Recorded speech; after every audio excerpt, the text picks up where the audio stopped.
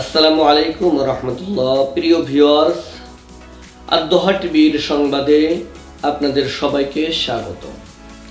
সাথে আছি আমি ডাক্তার মাওলানা মুজাম্মেল হক আনসারী। আজকের নতুন একটি খবর পড়ে আপনাদেরকে সাথে নিয়ে শুরু করতে চাই আমার খবর পড়ার সূচনা। শুরুতেই শিরোনাম।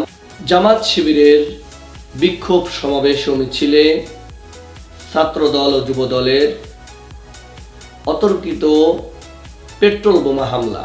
বিক্ষিপ্ত অংশ দেখছেন, এখানে দূর থেকে আমাদের বোমাটি নিক্ষেপ করা হয়েছে। আমি এ পর্যায়ে এ বিষয়ে খুলনার কুয়েটে ছাত্র শিবিরের সঙ্গে ছাত্রদল ও যুবদলের তুমুল সংঘর্ষ, অতর্কিত হামলা। এখন শুনছি বিস্তারিত। খুলনা মহানগরীতে কেন্দ্রীয় ঘোষণা অনুযায়ী বাংলাদেশ জামায়াতে ইসলামীর সহকারী সেক্রেটারি জেনারেল মাজলুম জননেতা এটিএম আজহারুল ইসলাম ভাইয়ের মুক্তির দাবিতে কেন্দ্র ঘোষণা করেন খুলনা মহানগরী ও খুলনা জেলার বিশাল একটি বিক্ষোভ মিছিল সমাবেশ অনুষ্ঠিত হয়।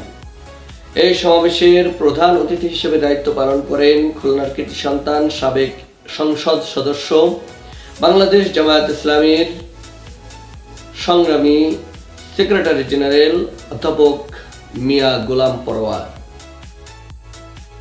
তার নেতৃত্বে খুলনার শহীদ হাদিস পার্কে বিশাল সমাবেশ হওয়ার পরে পরবর্তী মিছিল শুরু হয়।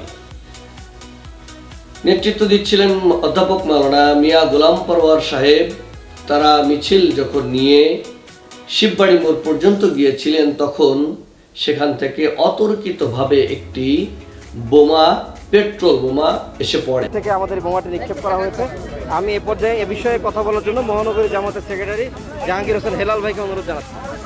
ধন্যবাদ। আসসালামু আলাইকুম। আজকে কেন্দ্র ঘোষিত কর্মসূচি, সেখানে কয়েকজন আহত হন। ভাগ্যবশত বোমাটি বিস্ফোরণ হয় নাই।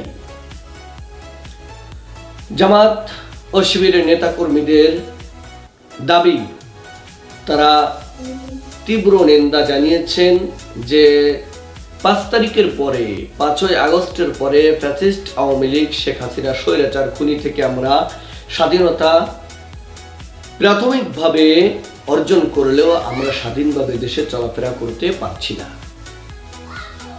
সুতরাং এই দেশকে সুন্দর স্বাধীনভাবে দেশের মানুষকে রাখতে হলে আমাদের বিষম্য সহ সকল ফ্যাসিস্টদের বিচারে আওতায় এনে এর তীব্র নিন্দা জানিয়ে এর বিচার সুন্দরভাবে সফল হওয়ার জন্য তারা দাবি জানিয়েছে। একই দিনে 18ই ফেব্রুয়ারি রোজ মঙ্গলবার 2025, একই দিনে ওই সমাবেশে ছাত্র শিবিরের খুলনা মহানগরীর সংগ্রামী সভাপতি একটি বক্তব্য রাখছিলেন কুয়েটের ব্যাপারে। বক্তব্য রাখার পরপরই কুয়েটে দীর্ঘ 4 ঘন্টা নাগাদ যুবদল ও ছাত্র দলের অতর্কিত হামলায় প্রায় 100 শিক্ষার্থী আহত হয়ে পড়েছেন। শিক্ষার্থীরা জানান,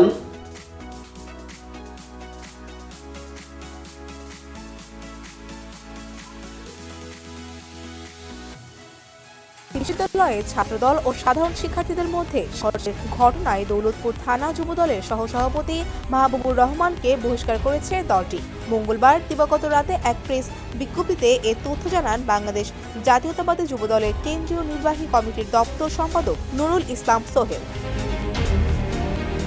সংঘর্ষ চলাকালে রামদা হাতে থাকা মাহবুবুর রহমানের একটি ছবি ও ভিডিও সামাজিক যোগাযোগ মাধ্যমে ছড়িয়ে পড়ে। এরপর থেকে শুরু হয় নানা জল্পনা কল্পনা।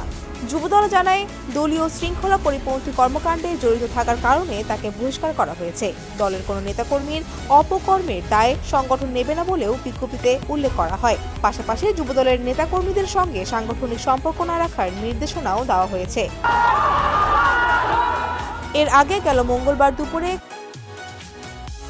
6 দফা দাবিতে তাদের 6 দফা দাবি মানতে হবে এবং কুয়েট বৈষম্য বিরোধী করতে হবে। এই দাবিটা নিয়ে আজকের সংবাদ শেষ করছি। সাথে থাকবেন। এমন আরও নতুন সংবাদ পেতে আমাদের পাশে থাকুন। আসসালামু আলাইকুম ওয়া রাহমাতুল্লাহ।